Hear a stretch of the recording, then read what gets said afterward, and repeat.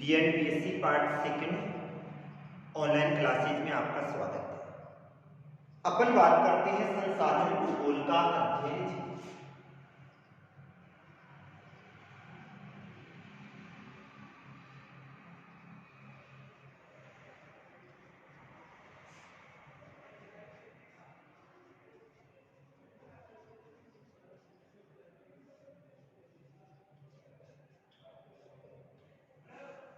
यानी अध्ययन क्षेत्र की बात करें तो संसाधन भूगोल जिसको अपन एक विषय वस्तु मानते हैं, अर्थात संसाधन भूगोल का जो अध्ययन किया जाता है वो किसके रूप में किया जाता है? एक विषय के रूप में किया जाता है।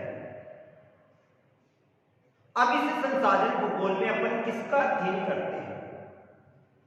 तो अपन संसाधन भूगोल में मुख्य रूप से 3 क्रियाओं का अध्ययन किया जाता है। सबसे पहला आता है प्राकृतिक संसाधन।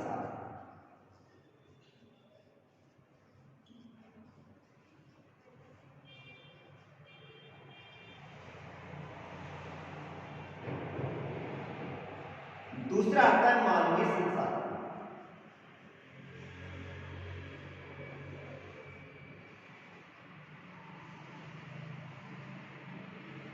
और तीसरा आता है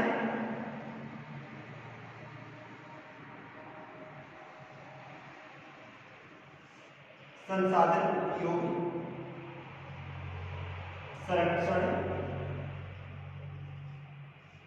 और नियोजन। यानी संसाधन भूगोल विषय वस्तु के रूप में या अध्ययन क्षेत्र के रूप में अपन 3 चीजों का अध्ययन करते हैं।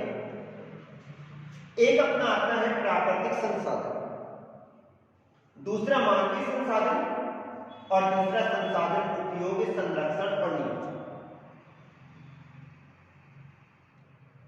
सबसे पहले बात करें अपन तो संसाधन कौन से होंगे?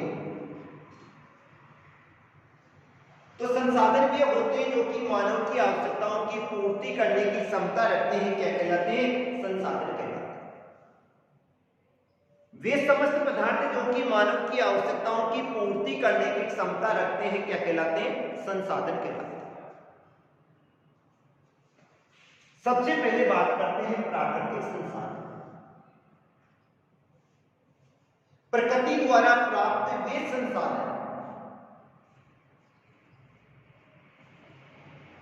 जिनके द्वारा धरातल पर मानव का अस्तित्व पाया जाता है, मानव का जीवन पाया जाता है, मनुष्य के काम में आते हैं, क्या कहलाते हैं?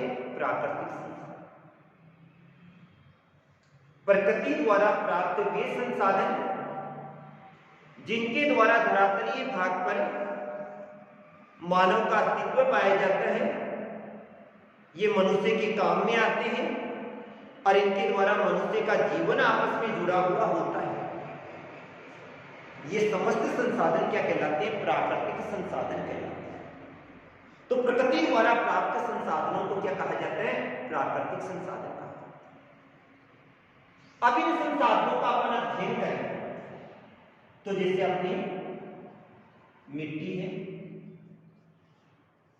जल है, वायु, सौर ऊर्जा, खनिज, वनस्पति,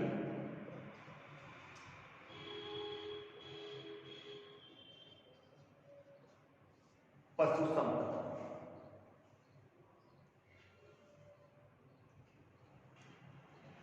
यानी कौन कौन से संसाधन आते हैं? तो सबसे पहले अपन बात करें, अगर मिट्टी की बात करें तो मिट्टी प्रकृति से प्राप्त एक महत्वपूर्ण संसाधन होता है। मनुष्य चाहे शाकाहारी हो चाहे मांसाहारी हो, उस मनुष्य का जो संबंध पाया जाता है वो किससे पाया जाता है? मिट्टी से ही पाया जाता है। मनुष्य मिट्टी पे खाद्यान्नों का उत्पादन करता है और उनके द्वारा अपना भरण पोषण करता है। उसी मिट्टी या भूमि पे मनुष्य अधिवास का निर्माण करता है, अपनी बस्तियों का निर्माण करता है, सड़कों का निर्माण करता है, पुलों का निर्माण करता है। इस कारण से मिट्टी को क्या माना जाता है? एक महत्वपूर्ण संसाधन माना जाता है। दूसरी बात करें तो जल। जल मनुष्य की मूलभूत आवश्यकता होती है। मनुष्य घरेलू कार्य, औद्योगिक कार्य, कृषि तथा परिवहन सबके लिए किसका उपयोग करता है? जल का ही उपयोग करता है। ये वाला जो जलीय संसाधन है ये धरातलीय भी होता है, भूमिगत भी होता है। धरातलीय जल संसाधन तो किसे कहा जाता है? वे जल संसाधन जो कि धरातल के ऊपरी भाग पर पाए जाते हैं, क्या कहलाते हैं? धरातलीय जल संसाधन कहलाते हैं। लेकिन अगर धरातल के आंतरिक भाग में पाया जाता है तो उसे क्या कहा जाता है? भूमिगत जल संसाधन कहा जाता है, जिसको कुओं नलकूपों की सहायता से निकाला जाता है। ऊपरी भाग पर नदियों में पाया जाता है, तालाबों में, झीलों में और महासागरों में पाया जाता है। फिर अपन बात करें वायु की बात करें। मनुष्य का सबसे महत्वपूर्ण जो संसाधन माना जाता है वो प्राण वायु मानी जाती है, जिसके बिना मनुष्य का कभी भी जीवन संभव ही नहीं है। अगर अपने को ऑक्सीजन प्राप्त नहीं होगी, क्योंकि वायुमंडल का जो निर्माण होता है वो किसके द्वारा होता है? वायु के द्वारा, जिसमें अधिकांश भाग गैसें ही होती है। और ये गैसें कौन कौन सी पाई जाती है? हाइड्रोजन हुआ, helium, neon, krypton, xenon, organ, methane, सभी प्रकार की गैसें पाई जाती है। इन सभी गैसों का जो अस्तित्व है, इनकी जो मात्रा है वो निश्चित पाई जाती है और वो मानव के लिए सबसे महत्वपूर्ण होती है। इस वायु के द्वारा ही समस्त मौसमी घटनाएं घटित होती है, जिसके कारण से तापमान एक स्थान से दूसरे स्थान पर जाता है, आर्द्रता एक स्थान से दूसरे स्थान पर जाती है, वर्षा करने में सहायता हो रही है, तो इसको भी महत्वपूर्ण संसाधन। इसके बाद में आता है सौर ऊर्जा। धरातलीय भाग पर अगर उष्मा का अध्ययन करें तो उष्मा का जो प्रधान स्रोत है वो कौन सा है? सौर ऊर्जा। और सौर ऊर्जा किसे कहा जाता है? सूर्य से प्राप्त होने वाली ऊर्जा को क्या कहा जाता है? सौर ऊर्जा कहा जाता है। संपूर्ण सूर्य से आने वाली ऊर्जा का केवल 51% भाग है वो धरातल पर आता है। फर्स्ट ईयर में अध्ययन किया था, जिसमें 34% तो सूर्य से आने वाली लघु तरंगों के रूप में प्राप्त होता है और 17% विस्तृत दीवा प्रकाश के रूप में प्राप्त होता है। अर्थात इस ताप का पूरा जो तापमान है उसका केवल 51% भाग ही अपने पास आता है। बाकी भाग है वो वायुमंडल में परावर्तित हो जाता है, प्रकीर्णित हो जाता है। इस ऊर्जा की अगर अपन बात करें तो ये वाली जो ऊर्जा है ये मनुष्य के जीवन का मुख्य आधार है और तापमान का मुख्य स्रोत है। इसके बाद में आता है खनिज। संपूर्ण पृथ्वी के धरातल पे अनेक प्रकार की खनिज पदार्थ पाए जाते हैं, जो कि औद्योगिक युग का आधार है। औद्योगिक जो युग आया था उस औद्योगिक युग का आधार किसको माना जाता है? खनिजों को ही माना जाता है। तो ये भी एक महत्वपूर्ण संसाधन में आता है। फिर अपन वनस्पति को लेते हैं। पेड़ पौधों के द्वारा धरातलीय भाग पर जीवन संभव नहीं है। ये किसके रूप में पाए जाते हैं? वन के रूप में पाए जाते हैं, झाड़ी के रूप में पाए जाते हैं और घास के रूप में पाए जाते हैं। इन सब पे मनुष्य की अर्थव्यवस्था निर्भर करती है। प्लस जो शाकाहारी जीव होते हैं उन शाकाहारी जीवों के भोजन की जो आपूर्ति होती है वो भी किससे प्राप्त होती है? पशुओं से प्राप्त होती है। और इसके साथ में आ जाता है पशु संपदा। पशुओं में दोनों प्रकार के पशुओं को सम्मिलित किया जाता है। शाकाहारी पशुओं को भी सम्मिलित किया जाता है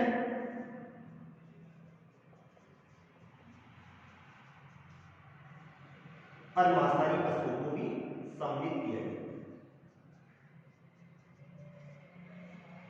शाकाहारी पशु तो कौन से होते हैं, जो कि अपने को शाक प्रदान करते हैं, और मांसाहारी शाकाहारी पशुओं में दूधारू पशुओं को लिया जाता है।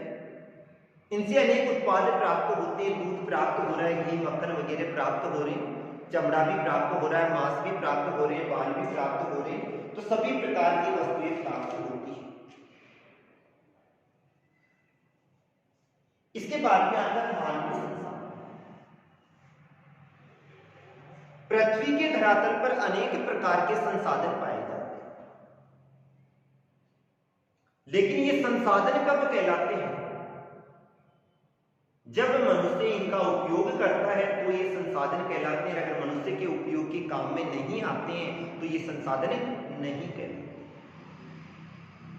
अतः सबसे बड़ा जो संसाधन है वो कौन हो गया? मानव हो गया। क्यों? क्योंकि संसाधनों का निर्माण भी कौन करता है? मनुष्य करता है। इन संसाधनों का उपयोग भी कौन करता है? मनुष्य ही करता है। उपभोग भी मनुष्य ही कर रहा है। इसी कारण से सबसे महत्वपूर्ण संसाधन मानव को मानते हुए मनुष्य को संसाधनों का जनक कहा गया।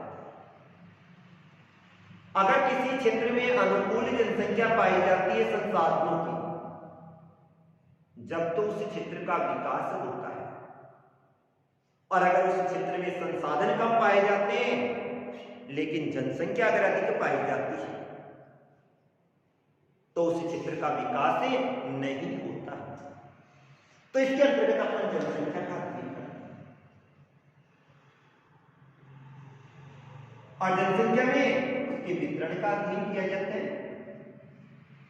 घनत्व का अध्ययन करते हैं, वृद्धि का अध्ययन करते हैं, लिंगानुपात,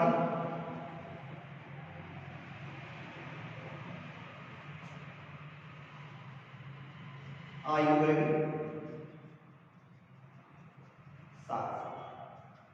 इसके साथ में उसके सामाजिक संगठन का अध्ययन किया जाता है।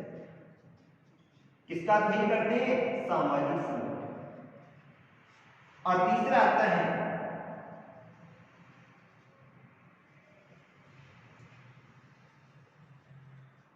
संसाधन अपॉन जनसंख्या अनुकूलन का अध्ययन करना। मानवीय संसाधन में अपन अध्ययन कर रहे हैं, जनसंख्या के वितरण का अध्ययन कर रहे हैं, उसके घनत्व का अध्ययन कर रहे हैं, वृद्धि का अध्ययन कर रहे हैं, लिंगानुपात का अध्ययन कर रहे हैं, आयु वर्ग और साक्षरता का अध्ययन कर रहे हैं। लोगों के सामाजिक संगठन का अध्ययन किया जाता है। उन लोगों के बीच में क्या सामाजिक संगठन पाया जाता है, इस सामाजिक संगठन का अध्ययन करते हुए वो किस प्रकार से वहां के संसाधनों का उपयोग करते हुए अपना आर्थिक विकास कर रहे हैं। क्योंकि अगर किसी क्षेत्र में संसाधनों के अनुपात में अगर जनसंख्या पाई जाती है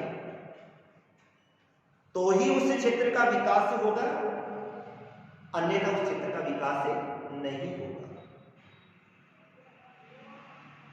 आर्थिक उन्नति के लिए उस क्षेत्र में संसाधनों का होना अति आवश्यक है। एक उदाहरण बता देता हूं। इराक हुआ, ईरान हुआ, सऊदी अरब हुआ, कुवैत हुआ। अगर अपन उस क्षेत्र का अध्ययन करें तो ये सारे के सारे क्षेत्र मरुस्थलीय क्षेत्र आते हैं।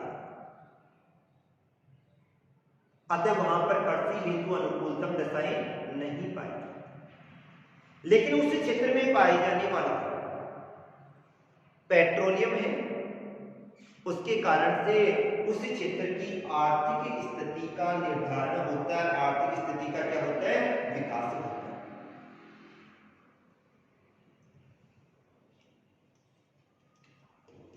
तो इसमें मनुष्य की कार्य क्षमता का अध्ययन किया जाता है, जिसके द्वारा उस क्षेत्र का क्या होता है? आर्थिक विकास होता है। तो प्राकृतिक संसाधनों का अध्ययन करते हैं, मानवीय संसाधन, तीसरी बात करते हैं संसाधन उपयोग। वही आ जाएगी, वायु आ जाएगी, सौर ऊर्जा, जल आ जाएगी, भूमि, खनिज,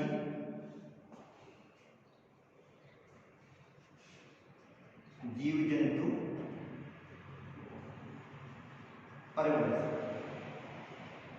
इन संसाधनों का अपन उपयोग किस प्रकार करते हैं? तो वायु का तो अपन ने अध्ययन किया था भाई, वायु प्राण वायु